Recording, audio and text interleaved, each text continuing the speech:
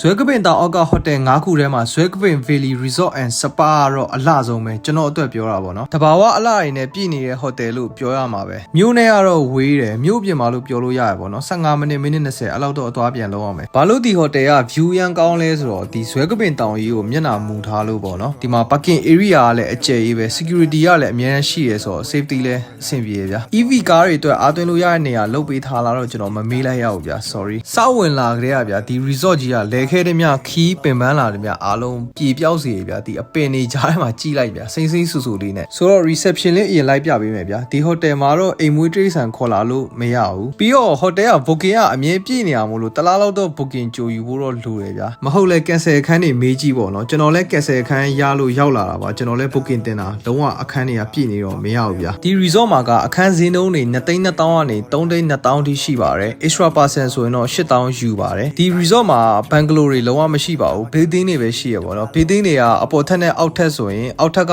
1,000ဈေးတက်တာပါတယ်ကျွန်တော်တဲခဲ့တုန်းကလေ service ကလည်းတော်တော်ကောင်းတယ်ဗျာဟိုရောက်တဲ့ကနေပြန်တဲ့အထိအရာအလုံးအဆင်ပြေတခြားလူတွေတော့ဘယ်လိုနေလဲမသိ swimming pool restaurant နဲ့နီးရဲ့ building တွေကပိုဈေးများရတယ်ပေါ့နော် facility လည်းပိုစုံမယ်ထင်တယ် spa အကြောင်းတော့တေချာမမေးမိဘူးဗျာ okay cancel ထွက်လို့ကျွန်တော်တို့ရခဲ့တဲ့အခန်းလေးတစ်ချက်လိုက်ပြပေးပါမယ်အခန်း400တက်ပါဒီ resort မှာမိုက်တာလေ baggy ကားကြီးစီးလို့ရရဗျာဒီလားအခန်းထဲထိကို baggy ကားနဲ့လိုက်ပို့ပေးရဗျာဒါကတော့ဖားလေးပေါ့ကျွန်တော်တို့ရတဲ့ room ကလေအဲ့လောက်ထိ view မကောင်းဘူးများသိလားကျွန်တော်ပတ်ကြည့်ရတဲ့လောက်ကတော့ဒီ building 1 2 3ကတော့ view အလှဆုံးပဲဒီ swimming pool ရဲ့ garden area ရဲ့တခြား building နဲ့ဇွဲကပင်တောင်ကြီးကိုလေ veranda ကနေတေချာလေးမြင်ရဗျာကျွန်တော်တို့ပတ်ချမ်းမှာရှိတဲ့ building 456ကတော့ဒီအပေါ်ထက်ကပဲဇွဲကပင်တောင်ကိုမြင်ရဗျာကျွန်တော်တို့ရတဲ့ဒီအောက်ထက်ဆိုရင်လုံးဝဘာတောင်မှမမြင်ရအောင်ဒီ garden view ပဲရမယ်ပေါ့နော်အခန်းရှိကနေထွက်ကြည့်အောင်ဇွဲကပင်တောင်ကိုဒီလောက်ပဲမြင်ရပါတယ်ကိုစိတ်ကြိုက်အခန်းရွေးခွင့်မရှိပေမဲ့လည်းရတဲ့အခန်းလေးပဲပေါ့နော်ဆိုတော့ကျွန်တော်တို့ကတော့ building 2မှာပေါ့နော်အခန်းကတော့400တက်ပါတစ်ချက်လိုက်ကြည့်လိုက်နော်အခုမြင်နေရတဲ့အောက်အခန်းလေးပေါ့နော်အခန်းအဆင်ပြေရဗျာတန်းရှင်းတက်ရမှုရှိရအနံ့တက်ဘာမှမရှိဘူ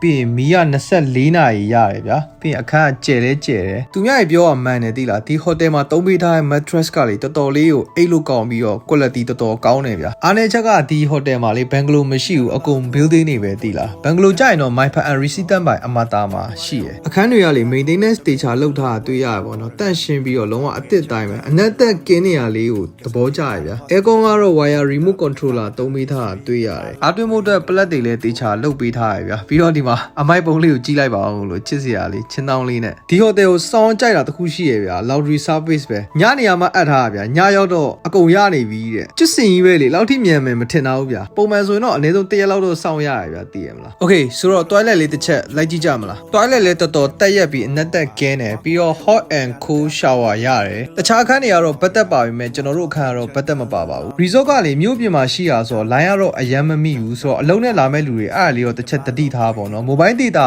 က line လုံးဝမကောင်းဘူးဒါပေမဲ့ wifi သုံးလို့ရတယ် wifi အဆင်ပြေတယ် swimming pool နားမှာတော့ line တိတ်မမိဘူးပေါ့နော် hotel ကအစားတောက်တွေကမာတော့မစားဖြစ်ဘူးဈေးတော့နည်းနည်းလေးများတယ်ပေါ့နော် okay အခန်းပြင်ဘက်လေးတစ်ချက်လိုက်ကြည့်လိုက်မလားအခန်းပြင်မှာတော့ထိုင်ဖို့ခုံနှစ်ခုလုပ်ပေးထားရဗျာဆိုတော့ view လေးတစ်ချက်လိုက်ပြပေးမယ်ဒီဘက်ကတော့ hotel အနောက်ဘက်ချမ်းပေါ့နော် swimming pool restaurant နဲ့ဒါ garden view ပေါ့ပြီးဒီမှာအခုပြနေတာကဒါ building 1 2 3ပဲဗျာဒီဟာတွေက view တော်တော်လာတယ်ဒီလားနေမယ်ဆိုဒီ building လေးယူဗျာ resort တစ်ခုလုံးမှာလေပုံရိုက်လို့ကောင်းတဲ့နေရာတွေကအများကြီးပဲဆိုတော့လေဘဲမှမသွားဖြစ်မဲ့နေဘဲမှမလဲဖြစ်မဲ့နေကိုရွေးပြီးတဲအဲ့ဆိုပိုတန်တယ်ဗျာပုံတွေလည်းအများကြီးရိုက်ရတယ်ပေါ့နော် resort ရဲ့တဘာဝတရားနဲ့နီးချက်ကတော့ညဘက်ဆိုရင် power order တွေပါကြားရတယ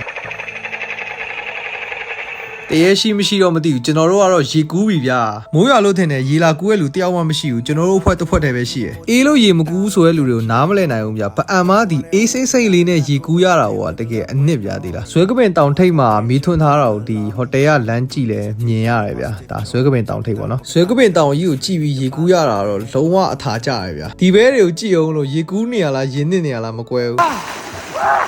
းဖွာလေ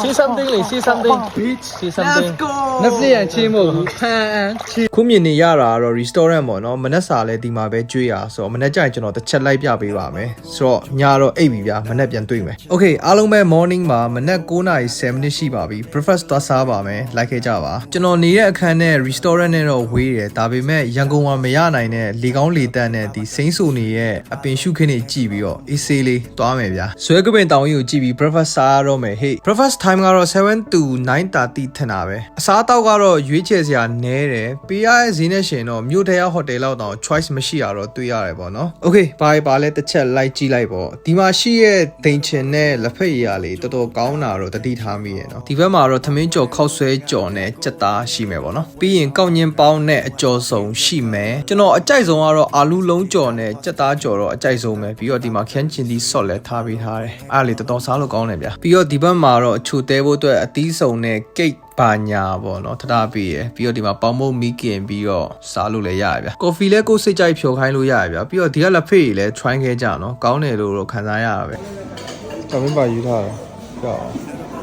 ်โอเคဒါကတော့ကျွန်တော်ရွေးထားတဲ့မနက်စာလေးပါဆိုတော့ဆွဲကပင်တောင်ကြည့်ရင်စားမယ်ဗျာကော်ဖီကလည်းမပါမဖြစ်ပါပဲနို့တွေတခြားတွေထည့်မနေဘူးသွားရှုပ်လို့ပလိမ့်မဲ့တောက်တယ်မနက်စာစားလိုက်ဆွဲကပင်တောင်ညီးလိုက်နေပေါ့နော်မိုက်တာကမနက်စာစားရင်ဆွဲကပင်တောင်မြင်ရတာပဲဗျာအပိုတွေမပြောဘူးဗျာကျွန်တော်ပြထားတယ်ကိုယ်တိုင်ပဲကြည့်လိုက်တော့ဘလောက်လှလဲဆိုတော့ဆွဲကပင်တောင်ကြီးရာတီသူကတော့မနက်စာတော့မစားသေးဘူးမိုးကရွာခြင်းနေပြီဆိုတော့ပအန်တော့အခုချိန်တီးလို့ပါပဲတီးလားမိုးဖွဖွဲလေးတွေကတော့အမြဲကြတယ် lunch နဲ့ dinner ကတော့ဟိုတယ်ကမှာစားမယ်ဆိုရင်တော့ဈေးများမယ်ပေါ့နော်โอเคဒါလေးကတော့ line ပေါ်မှာနာမည် GB လူတိုင်းပုံရိုက်နေတဲ့ view point လေးလို့ခေါ်မလား veranda လို့ခေါ်မလားပေါ့နော်အဲ့နေရာလေးပါဆိုတော့ကျွန်တော်အပေါ်တက်ပြီးတစ်ချက်လိုက်ပြပေးပါမယ်အိုးအပေါ်လေးတက်ကြည့်လိုက်တာတော်တော်လေးလှရတယ်ဆိုတော့ခံစားလိုက်ရတယ်ဗျာဒီကိုကိုပင်ကြီးကိုမခုတ်ဘဲနဲ့ဒီလိုလေးထားပေးရတာလေတော်တော်လေးလှသွားစေရလို့မြင်တယ်ပေါ့နော်ပြောခဲ့တယ်လို့ပါပဲနော်ဟိုတယ်ကပတ်ပြီးတော့ပုံရိုက်လို့ကောင်းတဲ့နေရာတွေအများကြီးဆိုမှအများကြီးဗျာသိတာဒါတော့မှကျွန်တော် garden view တွေလိုက်မပြသေးဘူးဆိုတော့တောင်တက်ပြီးအနားယူချင်တဲ့နေ့မျိုးကိုလည်းရွေးချယ်တင်တယ်ဗျာသိတာအဲ့လိုနေ့မျိုးဆိုဘယ်မှမသွားနဲ့တော့သိမလားဒီဟိုတယ်မှာပဲနေဗျာဒီဘက်မှာ building တစ်ခုတော့တွေ့ခဲ့တယ်ဒါကပြန်ပြင်နေရလားအသစ်ဆောက်နေရလားတော့မသိဘူးဆိုတော့ဒါက booking တော့ယူလို့မရသေးဘူးနောက်နေ့ဆိုရင်ရလောက်မယ်ထင်တာပဲဆွဲကပင်တောင်ရဲ့အလောက်ကိုခံစားလို့ရအောင်ကျွန်တော်အသေးစိတ်လေးတေချာရိုက်ပြပေးထားပါတယ်ဆိုတော့ကိုနေရဲ့မျိုးကနေပဲဆွဲကပင်တောင်ကိုတစ်ချက်ခံစားကြည့်လိုက်တော့ဗျာအလုပ်အားလို့အချိန်ရရင်လည်းပအံလာလဲပေါ့နော်တကယ်အမောပြေစီရဲ့မြို့လေးပါလို့ညရေကူးကမဝသေးဘူးဗျာအခုဒီမနက်လဲရေကူးဖို့အစီအစဉ်ရှိရယ်ဆိုတော့ရေကူးကန်တစ်ချက်ပြန်ခေါ်ရမယ်ဗျာပြီးရင်ဒါကတော့ဒီအောက်ဘက် garden ကနေလမ်းကြည့်မြင်ရမယ်ဆွဲကပင်တောင်ရဲ့အလှလေးပေါ့နော်ဆိုတော့ဒီ garden နားမှာပုံရိုက်လေအရန်လှတယ်ဒီဘက်ချာ building 1 2 3တွေကလေဆွဲကပင်တောင်ကြီးကိုထဲမြင်ရတော့တော်တော်လှရဗျာဒီလားအကျုံမို့အခန်းယူမယ်ဆိုဒီဘက်အချမ်းယူလို့ပြောရဗျာဒီလားကျွန်တော်အခုပြထားတဲ့အခန်းတွေပေါ့ဆိုဈေးနှုန်းတွေက2,200နဲ့3,200ကြားရှိရဗျာကိုအဆင်ပြေရလေယူကြပါတော့ပြီးတော့တတိထားမှာလေရေကူးကန်နဲ့အရန်ကတ်တဲ့အခန်းယူမယ်ဆိုတော့အဲ့လိုကလေးပါနည်းနည်းစူတဲ့အတန်ပေါ့နော်အဲ့လိုညာဘက်တွေပါကလေးပါရေကူးမယ်ဆိုအဲ့စူရဲ့တန်လေးတော့အဲ့ဒါရှိမယ်ဗျာအိုးဒီမှာရိုင်းဆိုင်နေတဲ့ဖားတကောင်ပအောင်ရောက်နေရဲ့ပြုတ်ဒီဘဲတွေကစုံမပြုတ်ပြင်ပေးလို့မရဘူးဗျာသိရမလားအကြီးကြီးကလိမ်မာတလောက်အငယ်တွေကရိုင်းနေဒီကြောက်တုံးလေးတွေကိုနောက်ခံထားပြီးပုံရိုက်မယ်ဆိုလဲလာရယ်နော်ပြီးတော့ဒီမှာ garden ဗျာဒီ garden မှာလည်းစိတ်ကြိုက်ပုံနေအများကြီးရိုက်လို့ရပါတယ်โอเคမနက်10:00 နာရီလဲကြော်နေပြီကျွန်တော်တို့ရေကူးပြီးရင်ဟိုတယ်ချက်အောက်လုပ်ပြီးဇွဲကပင်တောင်တက်မယ်ဗျာဇွဲကပင်တောင်ကြီးကိုမျက်နှာမူထားတဲ့ swimming pool မှာရေကူးရတာတော့ဘာနဲ့မှမတူတဲ့ vibe ပဲဗျာဒီလားမိုးတိမ်မှရေကူးမယ်ဆိုတော့ကူးမနေနဲ့တော့မိုးကတော့အမြဲရွာရယ်နော်စလိတ်တောက်လို့မရဘူးပြီးတော့ diamond ထိုးလို့မရဘူး၄ပေပဲရှိရယ်ပေါ့နော်ဒီဟိုတယ်ရဲ့အတန်ဆုံးကလေဇွဲကပင်တောင်ကိုကြည့်ပြီးရေကူးရတာနဲ့ breakfast စားရတာပဲဗျာဒီလားတောင်ချီအောက်ကတခြားဟိုတယ်တွေထက်ရေကူးကန်ပိုကြီးတယ်လို့ view ကလည်းအလှဆုံးပါပဲ